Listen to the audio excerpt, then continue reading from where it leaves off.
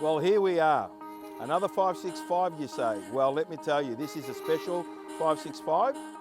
This is Edwards from the Gold Coast. We've got a 225 Mercury on this 565. The black stripe. We've got the Targa top. We've got a rear lounge. You'll also see a ladder, one of our in-house built ladders. Putting all this together, it's going to create a package that Edward would be able to get out there, enjoy it with his family, and at the same time, with being a hardcore jigging guy, do everything he needs to do with it. Launching and retrieving, obviously, with a boat catch. Once again, it's become a standard item on our boats.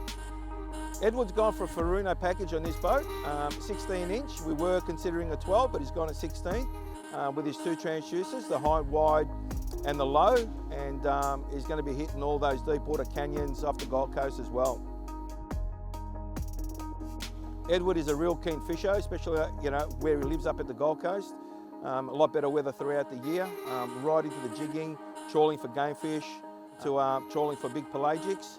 He averages about 500 hours a year, and we're really looking forward to his videos and photos. Edward, I just want to say a big thank you, and mate, your emotion showed today when you came and saw your boat, and a big congratulations, and enjoy every moment of it.